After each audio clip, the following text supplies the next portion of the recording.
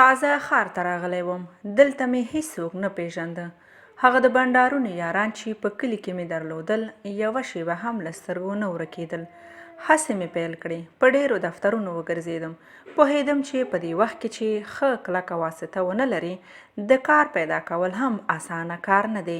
خو د ډېرو ګرځېدو راګرځېدو وروسته خدای مهربان شو. د ښار په یو دفتر کې مې دنده پیدا کړه. اوس نو د پخوا په پرتله یو څه مصروفه وم. د ورځې به زیات وخت په دفتر کې په کار بوخت وم.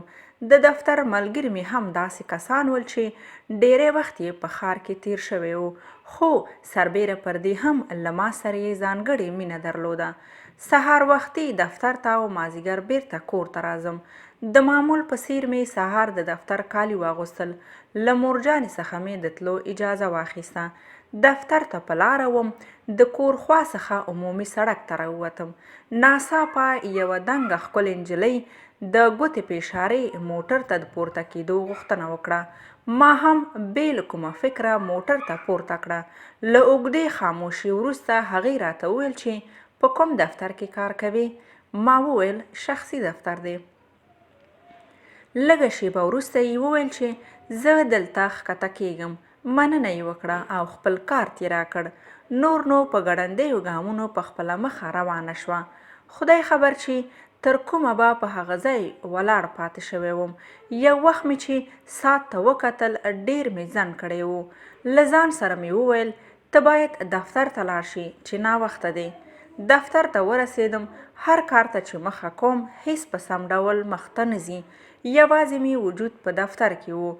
تر لوېدلې مازدیګره مې ډېره ناقراره ورځ درلوده. ویل مې شاید هغه په همدې سیمه کې اوسیږي چیرته چې موږ یو، خو نه، داسې ونه شول. کله کله به مې چې د هغې دفتر کارت ته کتل نو د ځان سره به مې ویل چې زنګ ورته ووهم، خو دا چې څه به وایم ځان ته مې اجازه نه شوه ورکولی. څه وخت وروسته مې جمله په پیغام کې داسې ولیکله: سلام، زه یم هغه چې تر ښاره زما په موټر کې یو ځای راغلو او بس.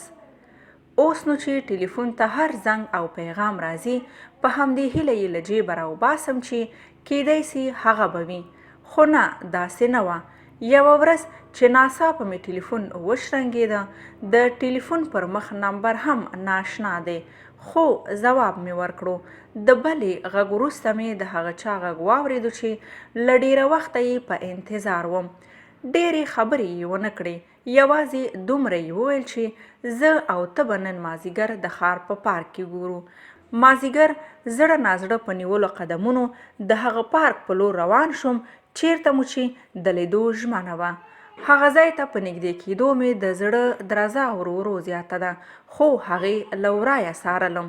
څنګه چې ورسېدم سمدلاسه هغې راباندې غږ وکړ چې نښتره دې خوا راځه. اوس نو زه داسې شوم چې هېڅ یوه خبره مې په خوله نه راځي. یوازې په دې فکرونو کې وم چې هغه ما څنګه پیژني. له هغې سره خو ما یو ځل لیدلې، هغه هم د ډېر لږ وخت لپاره. هغې کیسې کولې. آخر یې وویل: نښتره، په تا څه شوي؟ ته ما نه پیژنې؟ زه څانګه یم.